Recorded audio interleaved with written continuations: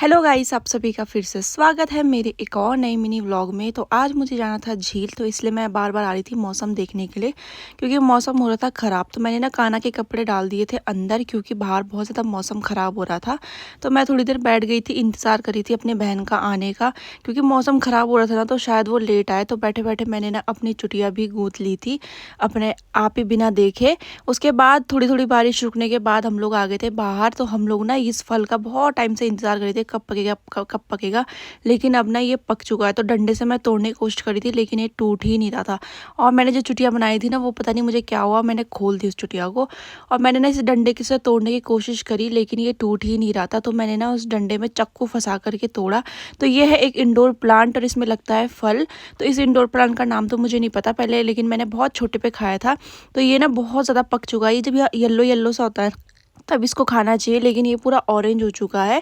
तो मैंने ना इसमें चक्कू फंसा करके तोड़ने की कोशिश करी। जब मैंने इसका डंडे में इसका जब रस आया ना, तो मुझे लगा शायद ये कुछ ज़्यादा ही पक गया और इसमें ना कीड़े लग गए हैं।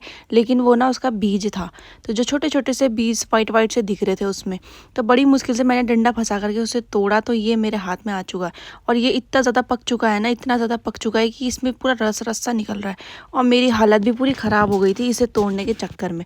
और तोड़ते तोड़ते ना हमारा नुकसान भी हो गया था। चाकू हमारा पता नहीं कहाँ गिरा नीचे, और उसके बाद वो मिला ही नहीं। तो एक चाकू का नुकसान हो गया एक फल को तोड़ने के चक्कर में। तो आकर के जब हम लोगों ने इस तरीके से छीलने की कोशिश करी ना, ये छिल ही नहीं रहा था, क्योंकि ये बहुत ज़्यादा पक चुका था, ऑरेंज हो गया था। जब ये पकता है ना हल्का हल्का, तो येल्लो सा होता है ये।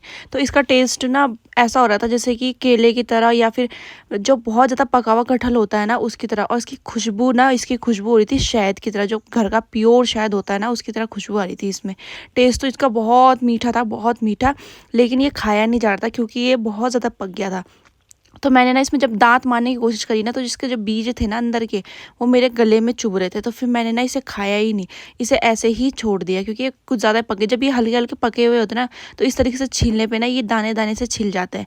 तो मैंने इसको ना इसी तरीके से पूरा निचोड़ निचोड़ करके वेस्ट कर दिया। और जो इसमें जो वाइट वाइट दिख रहा है ना, तो आपको ऐसा लग रहा होगा ये कीड़े है, लेकिन ये कीड़े नहीं है, इसके बीज है। तो मुझे पहले से लगा था अभी ये तो ख़राब हो गया, इसमें कीड़े लग गए, लेकिन ये इसके बीज थे, जो कि बहुत क्रंची क्रंची से हो रहे थे। उसके बाद ना शाम के टाइम पे हम लोग निकल गए थे जाने के लिए, लेकिन बारिश तो अभी भी नहीं रुकी हुई। फिर अभी हम लोग ना रेनकोट पहन करके बारिश में ही चले गए बरसात के, क्योंकि हम लोगों को ना बहुत ज़रूरी था, काम था। तो हम लोगों ने सबसे पहले अपना काम निपटाया। तो यहाँ पे दीदी मांगने लगी थी अपने पत्तौड़, और यहाँ पे मुर्गियाँ वुर्गियाँ सब पाड़ी हुई, तो वो नीचे से तोड़ के लेकर के आ रहे थे। तो यहाँ पे हम लोगों का था कुछ काम, तो हम लोगों ने वो तो निपटा ही लिया था। फिर उसके बाद हम निकल गए घर की तरफ। तो बारिश ना अभी भी हल्की हल्की हो ही रही है, बहुत कम हो रही है, लेकिन हो रही है। तो घर आने के बाद मैंने खाया